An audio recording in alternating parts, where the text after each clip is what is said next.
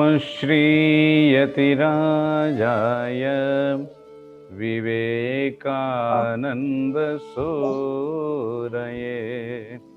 सच्चित्सुखस्वरूपाय स्वामिने तापहारिणे ॐ ऐं स्वामी विवेकानन्दाय नमः। ॐ ऐं स्वामी विवेकानन्दाय नमः। नमो नमः। Namaskaram to all of you and welcome to the Love India Forum, which is being conducted by Vivekananda Vedic Vision Foundation of Kodungalur under the devoted leadership of Lakshmi Didi, Sudhakar, Sutapa and all devoted people, aiming to spread this beautiful idea of Desha Bhakti, a concept which was developed by Swami Vivekananda during his life tenure, where he expressed his genius, the Vedantic genius of the rishis, with the vision of oneness, the thread of oneness running throughout the different aspects of our life, tying everything into one single formula of God, interpenetrating through everything in our life. So the bifurcation of God and the motherland was eliminated by this concept of bhakti, where Isha Bhakti and the Desha Bhakti becomes one single unified force, and which in a way gives a special impetus to our original ancient spiritual lore of rishis and munis. That is why this spirituality developed in India, whereas in the modern times the word spirituality has gathered an abnormal or unusual order or a bad smell around it, and therefore people are bound to think, or they are forced to think, that spirituality means something against development. That is why many of the schools of thought, they think religion is an opium. In fact, religion is a door opener for all the problems of life, but the way it was bifurcated, that is, the bhakti was they made it as a completely a unified force going only to a single God. But whereas the same God, as per Vedanta and Vivekananda's vision, was present in every aspect of our life, so bhakti is an all-pervading principle in our life.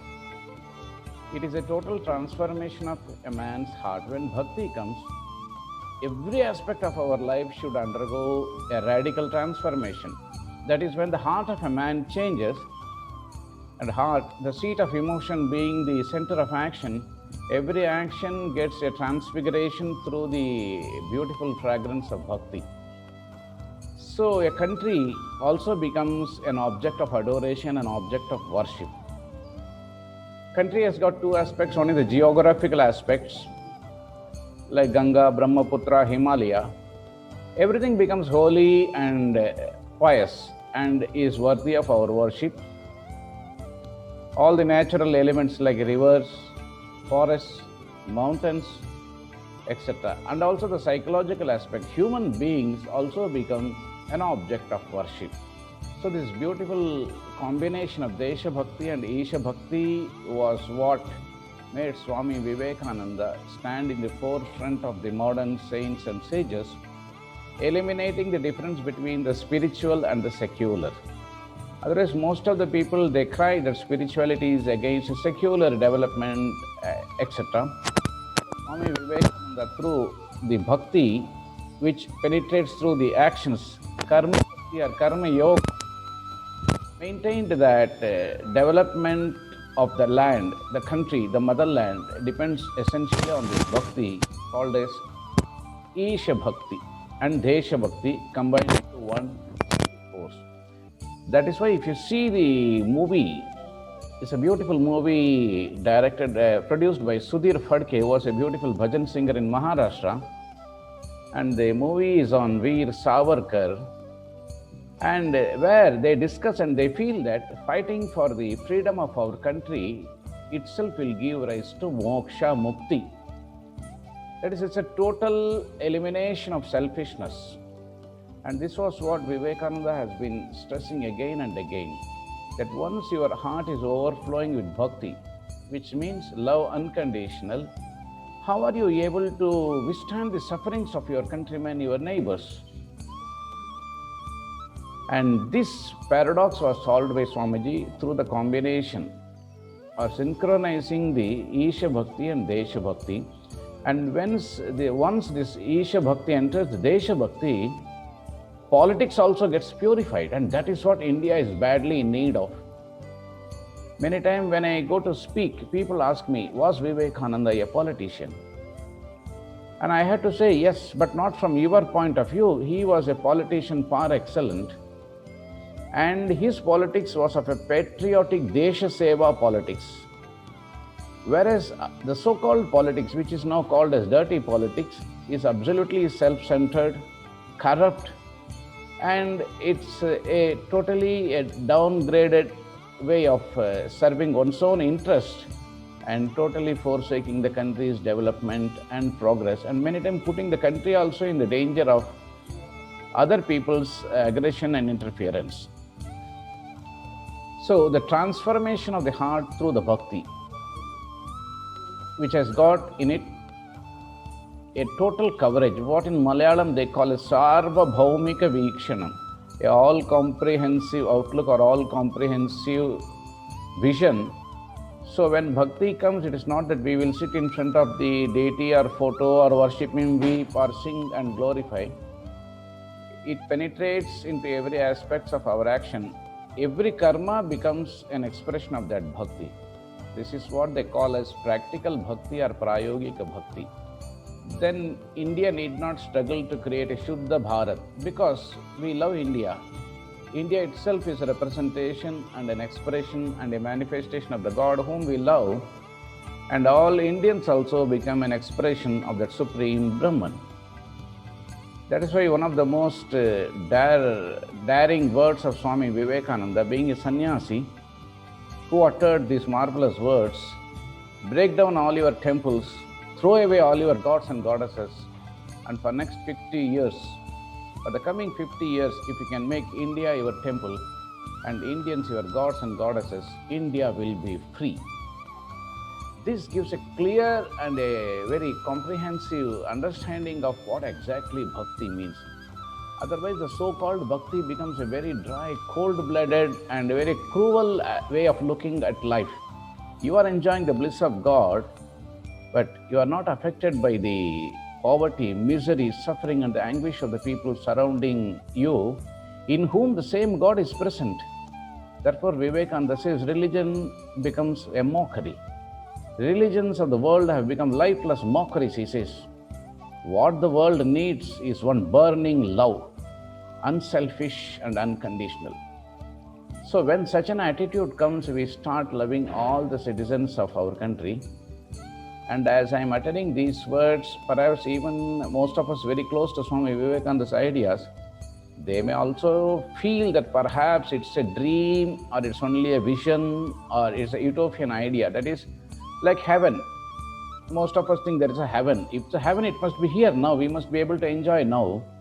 Now we are suffering and afterwards we will go to heaven. And what is the guarantee that we are going to enjoy in heaven?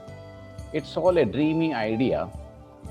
But is it possible? During Vivekananda's time, inspired by his words, we find that people set India on the road to freedom. It was his words, burning words, which made their hearts get inspired, and all of them, they really sacrificed their lives because they felt that India itself is God. Bharat Mata is God. And as we take up this idea of Bharat Mata is God, every citizen becoming a manifestation of God, how do we deal with the citizens? How do we behave and respond and get related to the citizens of our country? Citizen means both male and female, man and woman. So here, how do we get related to them? That is what is the most important aspect which we are discussing, how Swami Vivekananda glows in relationship. Relationship has got different dimensions. Relationship with poor people. Now we are discussing Swami Vivekananda's response and relationship with women. We will be taking up his relationship with our country, India, his relation with God, with his Guru Sri Ramakrishna, and different aspects of his life. So relationship becomes essential thing. As we watch and study the present situation of India, we find our relationship with women is undergoing a great, tremendous, tragical spectrum. We find everywhere this Me Too campaign, sexual harassment, harassment in working place, and in most of the places, what they call as weaker sex, women, the female or the feminine, they have been put to lots of harassment, difficulties, torture and trouble. Life becomes a hell. But when we bring this idea of bhakti, it inspires that how we behave with our women, because women are part and parcel of Bharat Mata, who herself is a woman. As I am discussing these ideas, one beautiful scene comes to me from the life of Veer Savarkar. How those people inspired by Swamiji took up this idea of what I was discussing in the last last class as the Brahmacharya. How we conserve our energy through our viewpoint, our outlook on women. There's a beautiful scenery where it comes that some of the freedom fighters were women. And one of the gundas in the colony, seeing a young beautiful woman taking part in the freedom fight, comes and nags and started teasing. So this gundas group, they start teasing her. Then they say, oh, such a beautiful face, such a nice eyes. This beautiful body, it should not be wasted in the national agitation and fight for freedom and all. And then he goes on talking all nonsense things. And then he says, what is right for you is that, what is right for us is that one embrace from such a beautiful woman is one of the most covetable thing in the world. Then one of the freedom fighter, I am not exactly remembering his name, he was a very well-built man, like Bhagat Singh. He suddenly emerges from the freedom fighters group, and he says, oh, you want a alinganam, embrace. Then he embraces that gunda in such a tight way that most of his bones are broken. So this is how in those days, freedom fighters inspired by Swami Vivekananda looked upon women with great reverence and great respect and honor. Otherwise now lots of things are going on in the name of love jihad, this thing, that thing. And then the one whom we are supposed to worship, the one from whom we originated, we insult her. We put her to so much of tribulations and tragic experiences that the soil from where the great men origin, the whole soil is totally destroyed. Just as we destroy our geographical soil with chemical manures, chemical fertilizers, we destroy the soil from where great men spring forth. It is said that one perfect woman is equal to many men, and that woman is the soil from where great men can spring forth. For that, the whole society must be geared to change its outlook on women. In the last class, I had told you how in one of our classes, the Satsanga, a devotee lady asked our Swami why that nowadays we are not able to find the Shankaracharyas and Vivekanandas in the society. And the Swami, who was very smart, smilingly replied that to get Shankaracharya, we require a...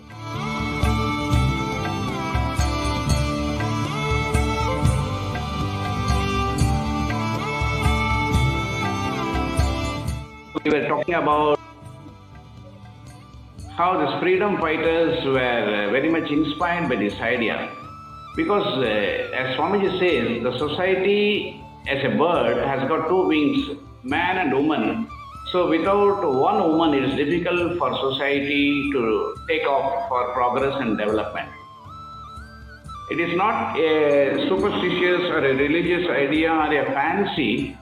As I told last in the one of the classes, that rishis had a perception of the role of women in our human life. What is the role a woman has to play?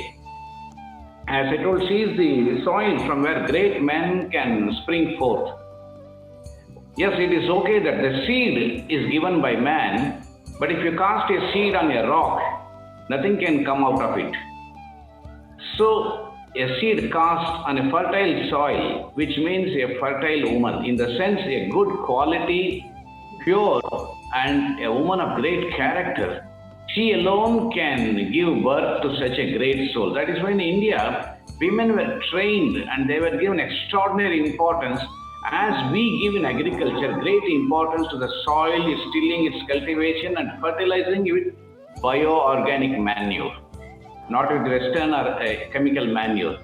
So Indian women has to be trained in those days. They recognized this intrinsic value, not because she is a woman, but because she is essentially an integrated part of human life, and for the development and progress both for individual and for the nation, such a person is required, because she is one of the beings with which the whole life can take off and fly, soar high. It's so much so the importance was given that every woman who wanted to have a child, she always used to dream of a child who will glorify her name and her whole heredity. So in those days, getting a child and becoming a mother was a great artistic and a great holistic thing of unusual dimension. Not simply the biological urge that they get a child and you become a mother and you don't bother about the son or the child born to you.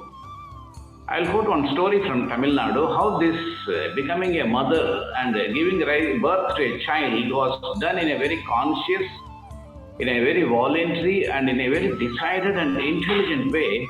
And there you find that women become great manufacturing units for classic human beings.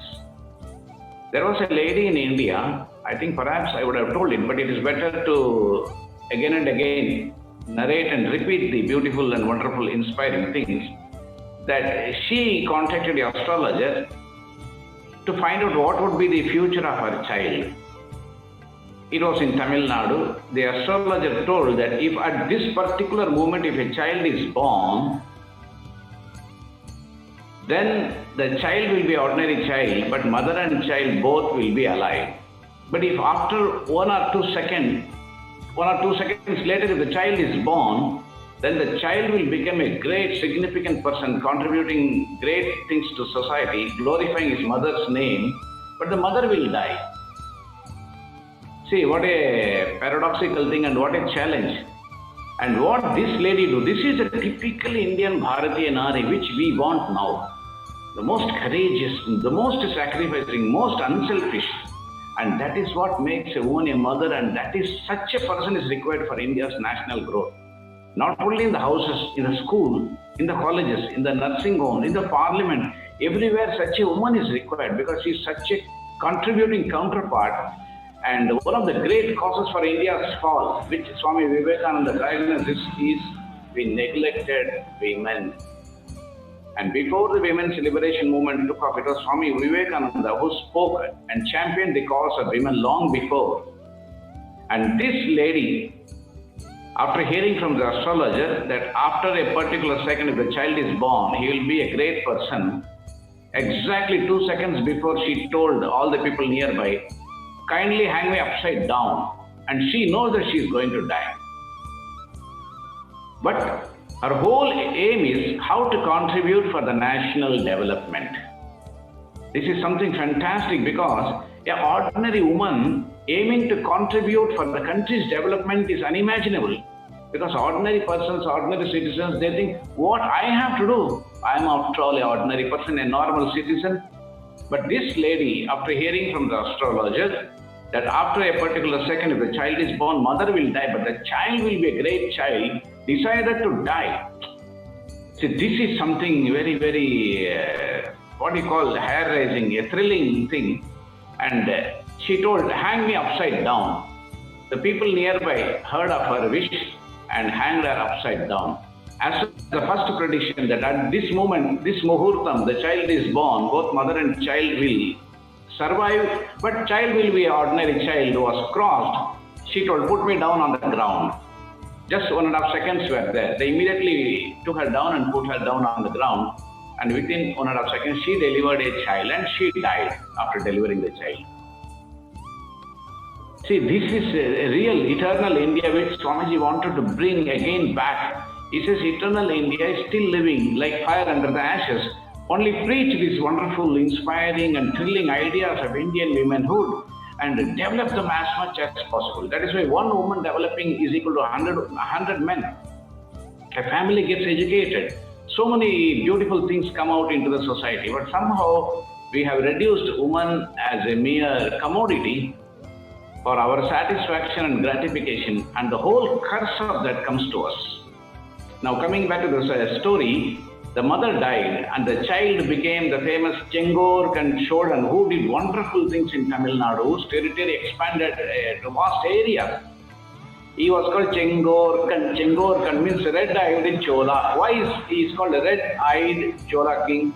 Because as the mother was hung upside down, the blood circulation altered and some of the blood accumulated in the corner of the eyes of the child, the baby who was in the womb, and then he was called the red-eyed Chola. So this concept, consciously, voluntarily delivering a quality citizen, it is something very, very unique which we in India had it. Like Markandeya's mother. Why Markandeya? Even Swami Vivekananda's mother prayed for days and days. And many a days she was without even a drop of water. She used to fast and keep vigil. Why? The son born will be a great asset to the society. So what can I contribute? So this is a beautiful, very profound question. What can I do for the country, for the humanity? And for that, these great women are to be developed. And they can be developed only when we consider them as a precious thing in our life, which contributes for our total overall growth and well-being of our life. So like this, we find stories abounding in our Indian literature, in spiritual literature, in other places where women were given great respect. That is why in the freedom time, many of these people caught hold of this idea of Swamiji, how to conserve this idea. Because whenever you want to have noble, inspiring and great ideas to be practiced in life, you require tremendous energy, strength. Moral strength, you require tremendous energy. How does it come? It comes by conserving your energy. And one of the beautiful way of conserving that energy is not to waste it in the profane ways. And the profane way which affects the total life of our country at presently is, how do we relate to women? Does every woman appeals to you as your own sister or mother or even divine mother? Of course, this divine mother manifesting through these women has twin role. One role is her enamoring, enchanting role called Mohini Rupam. Other Rupam, the form of divine mother, is called Yogini or Tarini Rupam. That is emancipating or the releasing aspect of divine mother. Indian literature, Indian spirituality, Indian approach is to approach the women aspect as Tarini, that is one who takes us across the ocean of life, across the ocean of sorrow and misery, and one who makes us cross all the problems of life. Our Yogini, who makes us come join together with God. Of course, the Mohini and Yogini Rupam both are present, but in India we developed to a great extent the Yogini aspect, and that comes by looking upon women with great reverence and honor. And this is what Swamiji wanted to be preached in India, both in the schools, colleges, in the working places, all throughout the nation, because once a woman develops, a woman is developed, that is one of the most contributing factors for country's glorious development. And that is why when we read the life of Swami Vivekananda, it comes out in such a glowing way that a man who can have everything in this world by his power and command simply renounced the lower aspects of looking at woman. And we saw in the last meeting how a rich American beautiful young lady offering her whole life came to Swami Vivekananda and wanted to marry her. And Swami Vivekananda rose to the classical signature behavior of Indian citizen, telling that if to marry me and get a child like me, it will take a lot of time and it will put you to a lot of difficulties. I am already your son, my mother. So that aspect touched the deep chord of everyone's heart, and people really marveled. We normally think that women are always having this role of temptress, but it is not like that.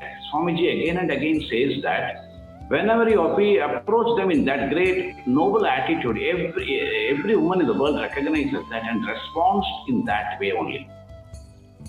Now, 2-3 incidents from the life of Swamiji we saw. We saw one life now one incident in the life of this Tamil Nadu lady.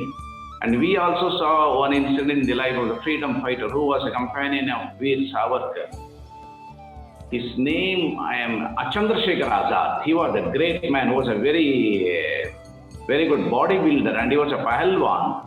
When he heard that Gundas teasing that young freedom fighting girl, telling that this beautiful body is not to be wasted for India's Swatantrata, but it is to be spent in enjoying and embracing. And then this man comes, Chandrasekhar Azad. He says, I will give you Alinganam in such a way that lifelong you will never forget it. And he gives a Alinganam. He says, this is Bharat Mata's Alinganam.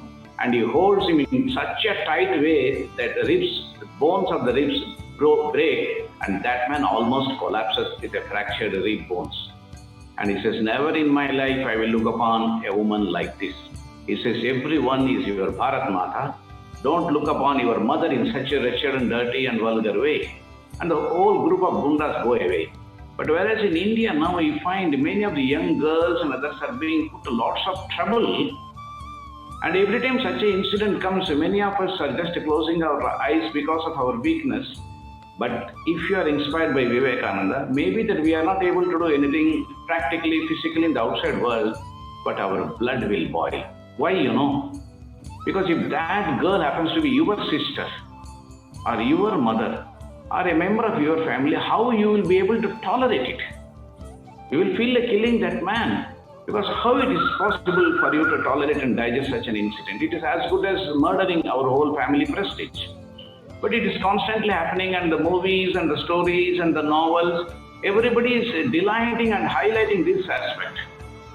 But as our Indian culture, this is not a thing for our prosperity, and for a healthy growth, it is to be avoided. Maybe one or two here and there, rare cases of exceptional things can happen. But now it is happening in a large scale, and to a great extent, even girls are finding it that it is something very popular, and they also dress and move and behave in that way, which is very, very detrimental to total development of the country. Because the very core of the country is our citizen. How are you going to get a quality citizen? That is one of the vital questions. To get a quality citizen, you require a fertile quality soil. And woman is that soil. And that is why understanding this and looking at it in a very practical, logical, sensible, and in a scientific way, our Indian rishis and yogis, they all worship women as mother. That is why during Durga Puja, a real girl, Kumari, will be worshipped as divine mother. So that attitude emancipates, liberates us from all the miseries of our life, and that noble attitude should be brought into our life. Otherwise, it is going to create lots of difficulties. I still remember that in one of the meetings with one of the well-known men who was connected with some of the legal problems of our country, he was telling corruption has not come yesterday or today, but it has come from the very creation. And so it can't be stopped. Then I told, it is not a case of corruption being stopped or not, but the anti-corruption activities can be started overnight. Whether it is against corruption with money or corruption behavior against a woman. And even police force also cannot stop that, because very police force itself must indulge in all these insulting ways of behavior to women. That is why many of the girls who are affected by this, they don't want even to go to police station, because there they may be put to more insult and humility. So what can do is, teaching this art of how to look upon woman as sister or mother. And this is what Vivekananda wants to learn. And this is what Indians have to learn from Swami Vivekananda's behavior and life incidents. How are we going to respond to a woman? There are hundreds of inspiring incidents, but today we are going to take up one more incident from Swami Vivekananda's life. And that is how we can understand how this man responded to different women in different status, in different strata of the society. He had been moving with many of the rich ladies, ladies of ordinary class, ladies belonging to the top layer of the society in positions, holding different offices, and he has also been dealing with poor women. And this beautiful, inspiring incident happened when he was in Cairo. Many of you may be knowing it, but it gives to us a glimpse about the greatness of this man's personality. And in another aspect, it brings to us the way we should respond to the problems of society, especially the women's problem. One day, some of the women disciples, admirers, and Swamiji were walking through a place in Cairo, and they lost the route. And as they were proceeding, unfortunately, they came to what they call as a red light area. There is a place where prostitutes live, do their business. And seeing Swami Vivekananda as a curious man looking differently, they started waving their hands and calling him and shouting. And these ladies, American well-to-do ladies, very dignified and belonging to noble families, were deeply struck. And they felt very much bad that we have unfortunately accidentally brought Swamiji to this area of ill fame. And they were discussing among themselves what is the shortcut through which Swami Vivekananda can be taken out of this ill-famed area. But before they could discuss and come to a conclusion as to through which road Swamiji has to be taken out of this, they found that already Swamiji has left their group and he has proceeded towards the place, the house where prostitutes were sitting and laughing and making fun of Vivekananda. That's, if you really read that incident, it is so touching, and naturally it will make you shed tears. Swami Vivekananda, in his own majestic gait, in a meditative mood, he walked and he just went there and stood in front of them. If you mentally imagine this beautiful incident, like Lord Shiva walking in front of all these Apsaras and going and standing there. Apsaras are constantly tempting people, and Shiva is a Kama Dahana Maharaja. So Vivekananda went and stood there. And these people, just a few seconds before, they were all making fun of him, laughing at him, and then trying to invite him. But the man's great aura, the vibrating and the radiation of the personality effect of Swami Vivekananda, that as he went and stood there, one of the prostitutes looked at his eyes, unable to bear the glow and the flash of light from his eyes. She simply closed her eyes and ran inside the room. Another lady knelt down and took the hem of Vivekananda's clothes. She touched the corner of the coat and kissed her. And another lady simply closed her eyes and fell down at his feet. And another lady again bowed down and told, "Man of God, man of God, man of God." And Swami Vivekananda was profusely weeping. Tears were running down through his cheeks. And with great reverence and honor, he told, "Poor creatures, they have put their divinity into their body."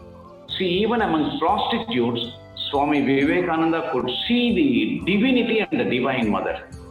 From where did he get this seed idea of looking at even prostitutes without disgust or without hatred or without any condemnation, looking upon them as a representation of Divine Mother?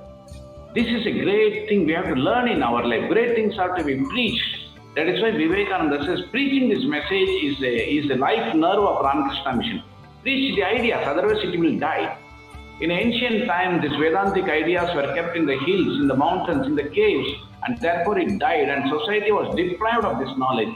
And therefore he says, like the midday sun, young sannyasis must wander in the societies, and they must preach these ideas of Vedanta. So people, householders in the offices, the fisherman, the cobbler, the sweeper, everybody will hear of this great message of Vedanta And like in the Mahabharata, we will find again a man who was a butcher selling meat and mutton. He will be talking Vedanta. And even a butcher will have great reverence and regard for a woman. So these beautiful ideas, sublime ideas must be preached. And for that now technology is available. And along with preaching, it is not that sannyasis alone who have given up marriage should preach. Just as I told last time, Lakshmi Didi also is unmarried. She is leading that beautiful life. She is also preaching. In the whole society, we must take this up as a project. How do we look upon women? Now we will go to another incident in the life of Chhatrapati Shivaji, who was the disciple of Ramdas Swami. And here we learn how these actions, this behavior, this conduct develops the whole society. And then the ills, the evils and the disease of the society disappears.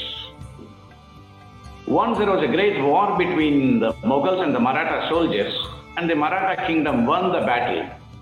And after the victory, great amount of wealth they got back. Great amount of things were brought from the Mughal kingdom and they were all taken to the Maratha kingdom. And as the news reached Chhatrapati Shivaji, it will arrange a beautiful welcome for the Senapati and the soldiers.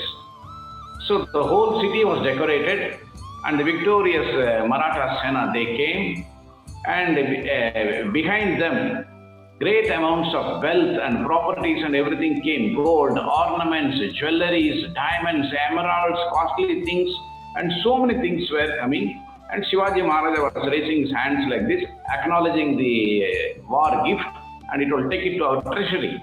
Everything was going on. Lastly came a very surprising thing. A beautiful 18-year-old girl and her mother came, and along with her mother on the horseback came the commander of the army, Senapati. And as he came to the Darbar, everybody was surprised. What is this? Are they prisoner of wars?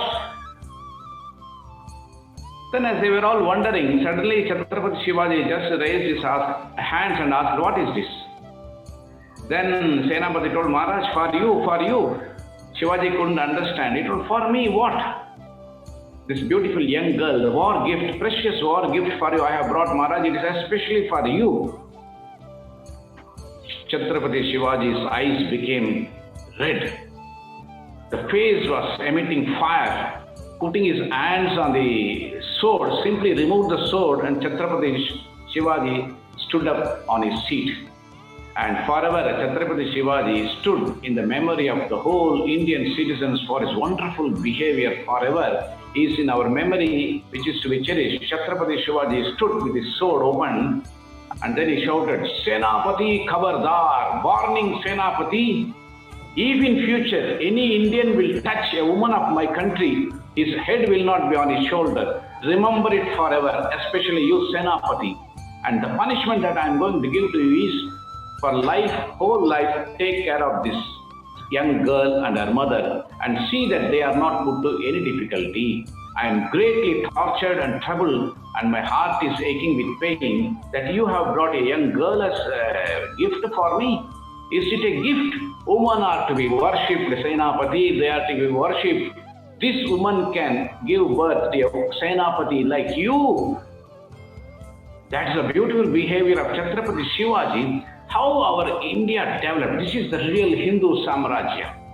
If we want Ramarajya, this is what we should have in our country. And through these ideas being broadcast, youngsters, especially 2-3 incidents which I told in the last few classes, where when Swami Vivekananda was young, well-built, beautiful, intelligent, at the age of adolescence and youth, when the whole desires will be burning like a bonfire, Vivekananda refused the offer of 2 young widows who wanted to put an end to his poverty.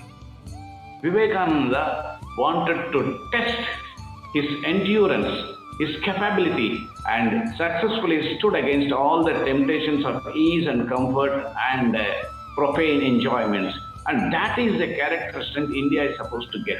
We are all thinking that enjoyment is part of the life, but character gives a more higher, more refined, more solid, and a more healthy enjoyment, unaccompanied by the sorrows and miseries of life.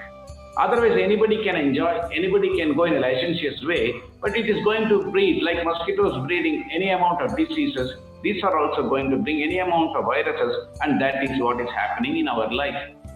Because a soil that has been soiled cannot give rise to a fertile and a healthy plant. And that is what is happening in society, that we are having unhealthy human plants and they're all breeding more and more problem.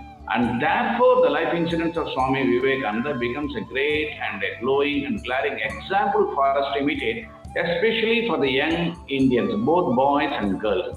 Not only that boys are having trouble, even girls also have chosen to tread the wrong path. They are also all inspired and they are all encouraged with Western ideas.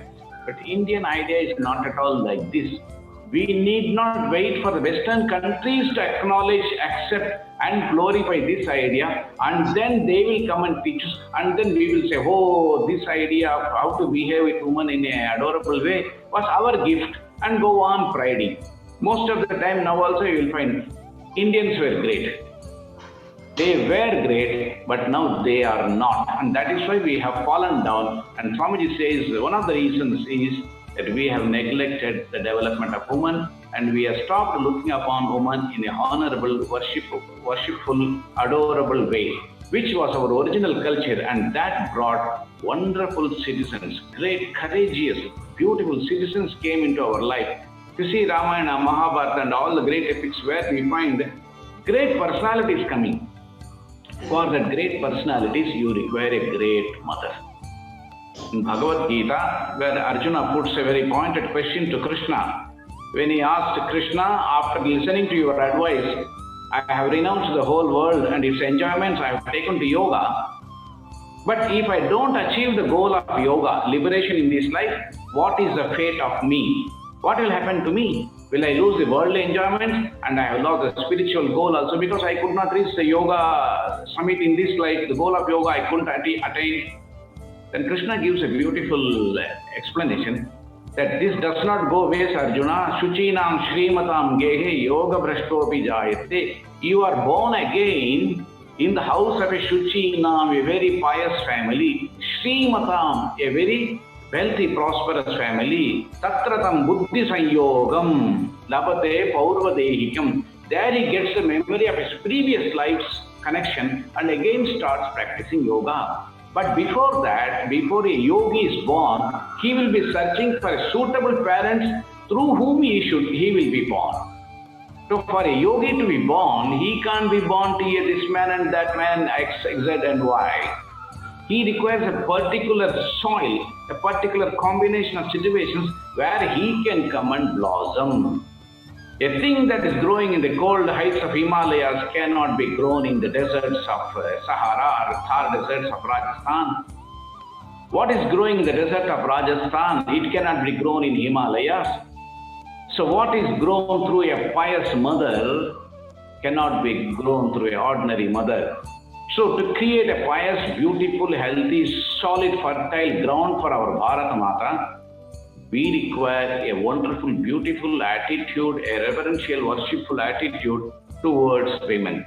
And this is what Swami Vivekananda has been telling again and again. How do you look upon women? How do you relate to them?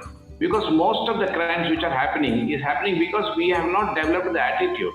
Once we get this attitude and accompanying mind control, then we don't require a police station or laws enacted to control the lives of women or control the crimes against women.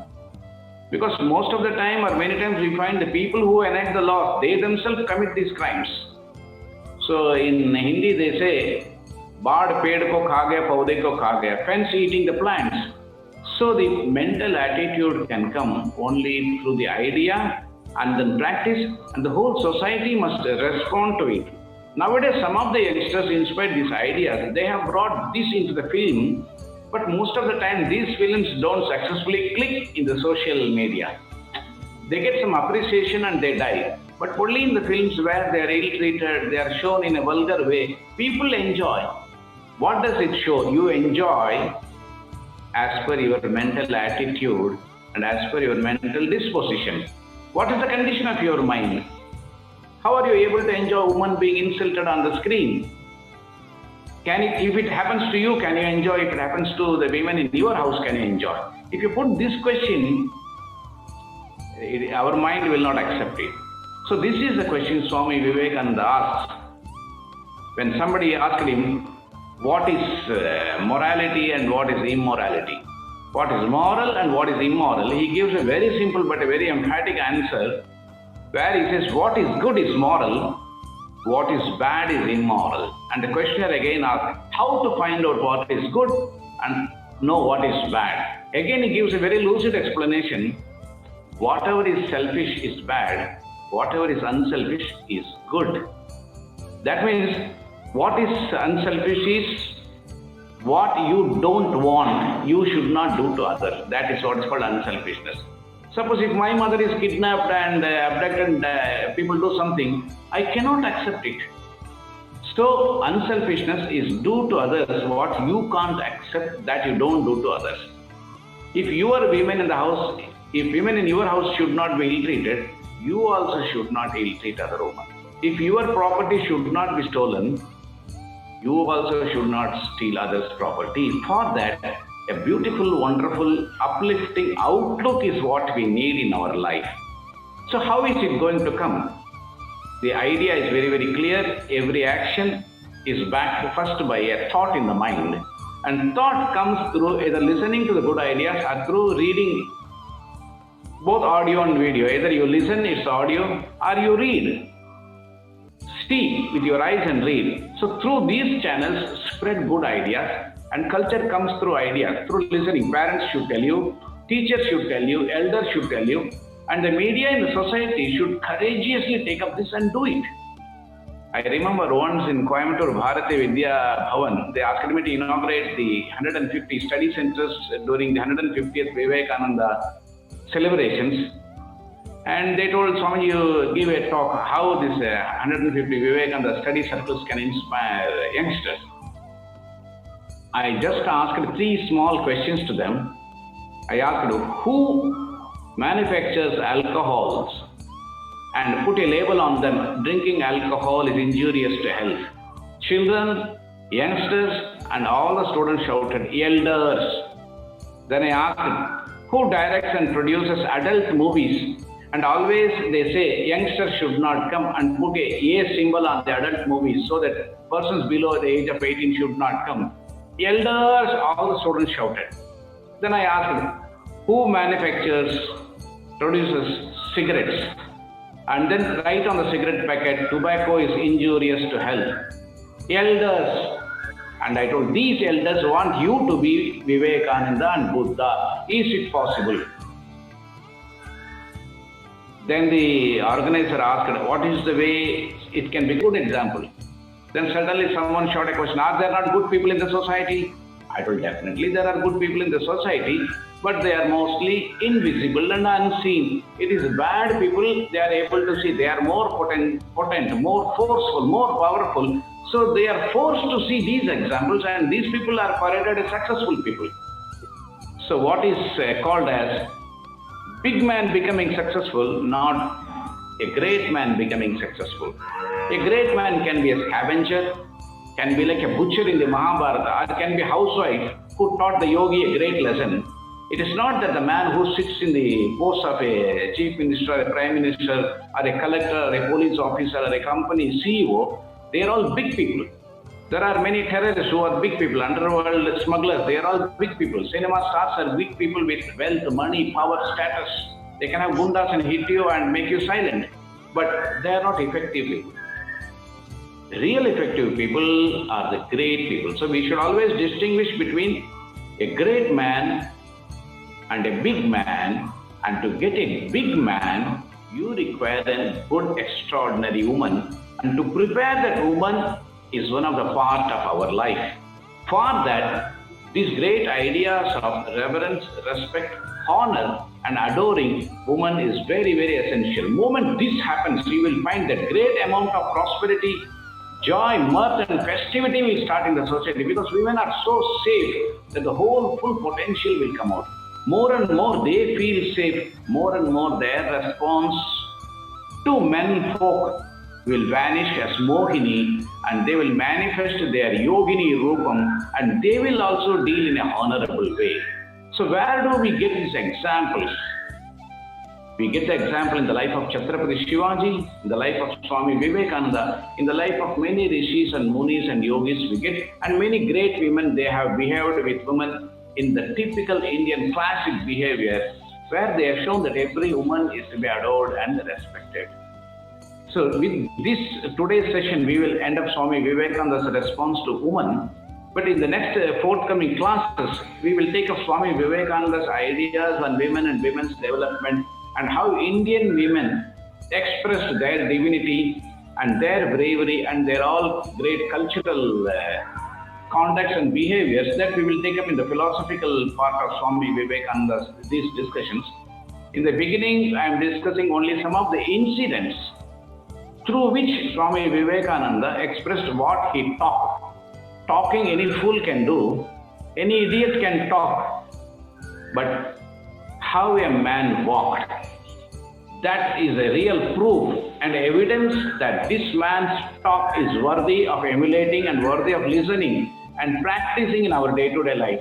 Otherwise, any fool or any stupid, a hypocrite also can talk of fantastic, marvelous things, but his life may be quite the contrary of what he is talking. Such man's words do not have value, and they are not to be followed or taken up seriously. But here, just to portray to you the different incidents in the life of Vivekananda in the beginning, so that afterwards when we listen to his philosophical and profound ideas of Vedanta, we will get connected that this man spoke what he lived, and it was not a dream or a dry, thin air talk which will vanish like a vapor. So that is how the incidents are really a valuable thing. That's why in ancient epics of our India, Bhagavatam contains lots of stories which can etch itself in our memory very easily, both for children as well as for elders. Through this incident, the morale of the incident, the significant theme running through the incident gets quickly and powerfully embedded in our memory. Then we understand how do we deal with women. This is how Vivekananda that as great men did, we also should do. That is a way out. Even in the ordinary day-to-day worldly life, what we do, most of us in our material life, we imitate, follow what the great people are doing. Automobile company, what other companies are doing, they are doing and trying to research and improvise it. Aeroplanes, how we are developing it, seeing other company. Military armaments, how do we do? Seeing other great countries or big countries, how they are developing, we see it, learn and we do it. So learning from Vivekananda, how to love India, and that is for what we are regularly meeting under this forum of Love India, because this is a very concrete, realistic and actual vision of Swami Vivekananda, who could foresee the future, that India has to lead the world nations. So we have to prepare for that consciously, voluntarily, and with knowledge. And who are going to do it? It's you and me who are going to do it. And the first step to do is spread the ideas. Ideas, thoughts lead to actions. Actions, when cultivated for a long time, become our habit, and that habit is what we call culture. Culture is more powerful, very powerful, because it is in our unconscious. It comes from below. That's why once when Swami Vivekananda was in Khetri, the Raja Maharaja Ajit Singh was his slave, who was his disciple, he had appointed a slave girl to serve Swami Vivekananda. I was in that building when I joined as a brahmachari, and when that slave girl was there at night trying to fan Swami Vivekananda and massage his feet, Swami Vivekananda asked her name, spoke to her a few soothing words, and with great namaskar, we told, Mother, it is night, please take care of your family and children. I am absolutely free, I don't need your services, and he went away. And that lady went away, Swami Vivekananda was in his room. The same Swami Vivekananda, when he was in the United States of America, perhaps the lady who was behaving like mother, Swami Vivekananda used to call her mother, mostly Catherine Sanborn or something, she was giving warning to Vivekananda to be very careful about these American young ladies. She told, you be careful, keep a distance from them. And Vivekananda laughed loudly and he told, Mother, I have already had these experiences. And then he said, when I was in Ketri, the Raja had given me a beautiful young girl to serve me. So I'm exposed to all these things. But what helped him, the great kavacham, the armor, as Karna had a kavacham, Vivekananda's armor was how to look upon women with great worshipful attitude. He got this great attitude from his Guru Ramakrishna Paramahamsa. It's a beautiful episode with which today's today's discussion we will close it. Sri Ramakrishna was a great devotee of Avatarini Devi, and through that practice of bhakti, he could see mother in everything. Not only in a good sati lady, but also in a bad prostitute, also worst life prostitutes also. He could see the same divine mother, and he had great adoration for all of them. One day he was going through a horse carriage, and suddenly he saw a place where the drunkards have come and they are drinking, they have drunk and they are dancing. Sri Ramakrishna waved his hands and told, oh, well, very good, very good. My Anandamai. Anandamai is one part of, a small particle of Ananda, bliss these people are enjoying. Even through the whiskey and wine, it is my own Anandamai. Divine Mother's joy is percolating, but it's a lower level of joy. But still it is her joy. Then as he was passing through a prostitute's area also. Then again he waved at them and told, oh, my own mother is acting like an enchantress. How she is mesmerizing and enamoring people to fall into the trap. Oh mother, you are great Leela. But it is saying my Anandamayi mother. So this reverence for motherhood, how he developed. And with all these prostitutes, he had a great relation, wonderful relation. They used to worship, adore him. And in fact, he gave them a liberation through his blessings.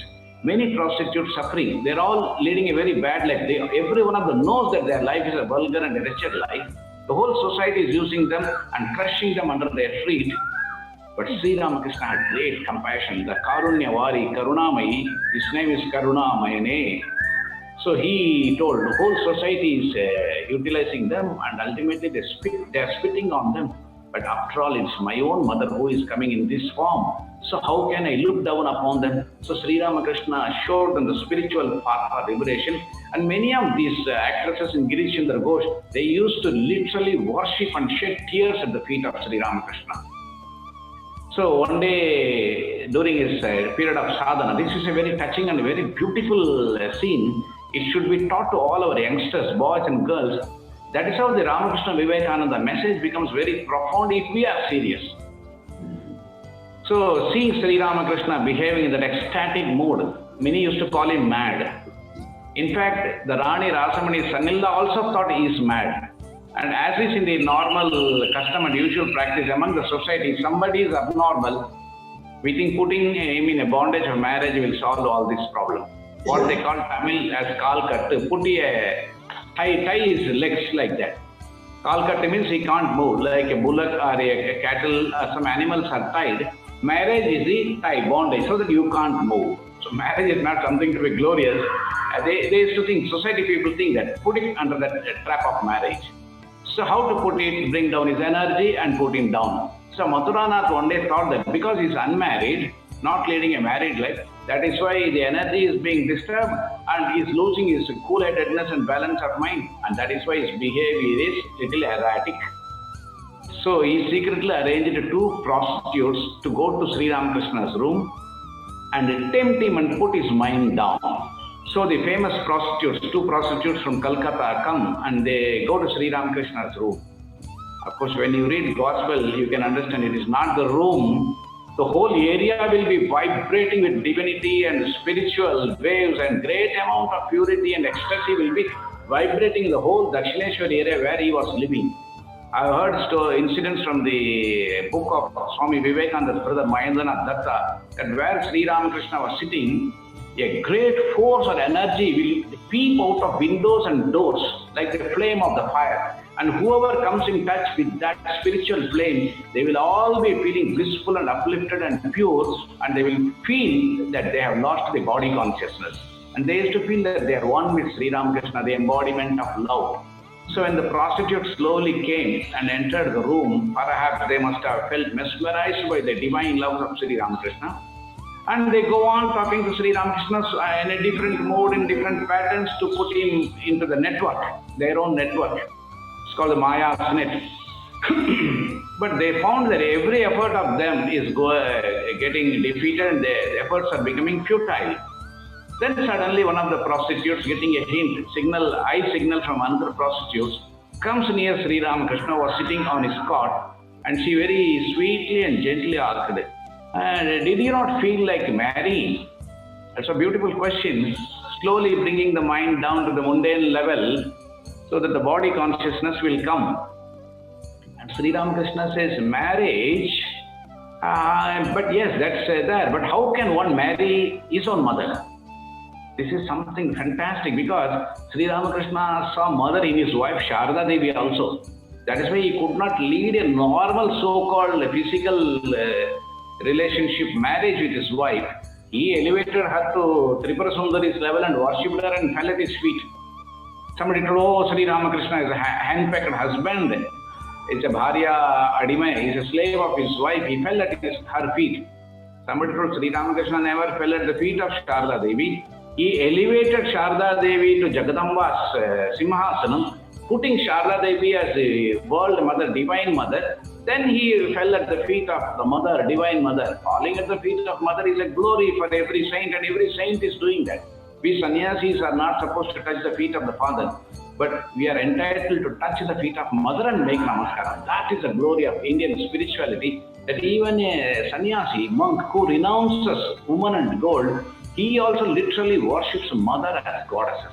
Because she is the emancipator, moksha daini, mukti daini.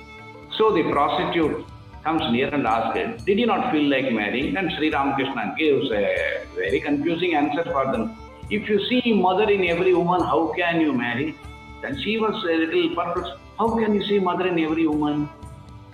See, this is very difficult for ordinary people to understand high philosophy. And this is, in olden days, was a normal part of our day-to-day culture. Now it has become a very abstract philosophy of something Vedanta or yoga or something. But in olden days, everybody had this in day-to-day life. That is why the Pativrata Dharma came. That is why a Patni will be like Agni. If she does anything, things will burn. Kannagi burned Madurai. That is the power of that Pativrata Dharma, a woman's Shakti. That's why nobody can come near a woman. Sita could be imprisoned, but Ravana could not touch. Because he knows the moment he touches, not only he will burn, before Hanuman, Lanka would have burned. And somebody asked, you had so much power, Sita, why did you not harm Ravana? Sita told, you know the Rama Bana Mahima? My Natha, my Prabhu's Rama Bana Mahima should not lose its fame. Therefore, I controlled my power. That is a great woman, Sita, whom Vivekananda calls as ideal of Indian womanhood. Forget not, O India, the ideal of your womanhood, Sita, Savitri and Damayanti. Savitri could bring the dead husband. Maybe it looked like a story, but these things are possible and it is happening in India in many cases, dead men coming alive because of the Pativrata Shakti. It has happened in the Ahalya stories. These are stories it may look like, but some such incidents happen even now in India. And we had a Sharda Devi who had such power, who could do wonderful things which look like miracles. So this prostitute, finding that her efforts are becoming futile and she is failing in her efforts to tempt Sri Ramakrishna, comes near and just touches Sri Ramakrishna's, holds Sri Ramakrishna's hand, thinking that the touch will bring his mind. And a fantastic dramatic transformation takes place there. Moment she touches Sri Ramakrishna's hand, if you see the movie, you will really shed tears.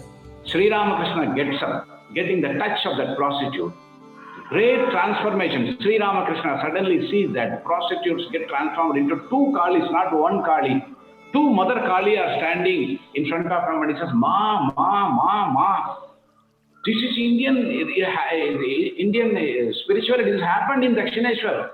And this man's disciple was Vivekananda. How can we brush it off and throw it as insignificant and not practical for all of us? It is for this purpose that Ramakrishna Vivekananda came. Prostitutes touched Sri Ramakrishna, and Sri Ramakrishna saw not two prostitutes, two Mother Kalis are standing there. The touch of Sri Ramakrishna sent tremendous electric power inside this prostitute, and torrents of tears flowed down her eyes. She fell down at her feet. Both the prostitutes fell down at his feet because great amount of motherly affection flowed in them. Uncontrollable feeling of mother. How a mother can do wrong thing with a child. No mother, and Sri Ramakrishna was like a baby child. Can you even imagine of doing wrong things to your child? So the touch of Sri Ramakrishna, this is the touch of Sri Ramakrishna Vivekananda Indian society requires now. The touch of Ramakrishna Vivekananda to Indian youngsters, and then both of them fall at the feet of Sri Ramakrishna with folded hands. They ask a beautiful question. Who is the God who is standing in front of us in your form? Oh Lord, can you please tell us? They were so grief-stricken, they went back to Mathuranath, who was the son-in-law of Rani Rasamani. Left and right, they scolded him in all vulgar words. It will already we are leading a sinful, wretched life, and you have asked us to go and tempt and pull down. That is Mother Kali herself is there in the form of Sri Ramakrishna. Kali is their own goddess. Prostitutes worship goddess Kali. Most of the Calcutta people, they are devotees of Kali. And Ma, this word Ma, mother, mother, mother, it is echoing in every Bengali's heart. Not only Bengali, the whole India is full of Ma, Bharat Mata, Bharat Mata. Everywhere this Mata, Matradevo Bhava, that is the first prime mantra. Matradeva, not Pitradeva, mother is God. So this beautiful aspect, how Vivekananda related himself with woman or with womanhood, and his attitude, outlook on womanhood, Indian youngsters must be taught, not by sannyasis alone. You living in the houses, father and mother, sister and brother, teachers, you must get these ideas from Swamiji's life incident, and then slowly spread. And everything starts slowly, but slowly it becomes like a big fire and the whole society will accept. Like stopping the smoking in the bus, slowly it has become a reality. Shuddha Bharat is becoming a reality. Now online classes, schools and other things are becoming reality. Even our own satsang is online satsang now. Similarly, this idea also, somebody must have the courage, somebody must give up the shyness and the hesitation. And as the idea slowly captures the mind of the society, you will find people are picking up. For that, in the beginning, in our own humble way, as we have taken now, spread the ideas more and more. If you throw 1 lakh seeds, at least 10,000 seeds will grow, become a sapling and grow into a tree. From the 10,000 tree, again seeds will fall and then the whole land will get afforested. So afforesting the people's mind with noble and religious spiritual ideas is done first by talking, discussing and spreading. So thoughts become actions, actions become habit. Habit becomes our character. Once the character is established, then Vivekananda says, this character making education, this is what we want. So this education of character making has got one part of it, how to relate oneself and how to respond to women or women. So with these few words, offering these as flowers at the lotus feet of Swami Vivekananda, I offer my namaskaram to all of you. May Swami Vivekananda give us that beautiful eye which can look upon every woman as mother or sister and purify our life and also add to the development of our country and progress of the country in a wonderful way is my prayer. Namaste. Jai Swami Vivekananda Maharaj ki Jai.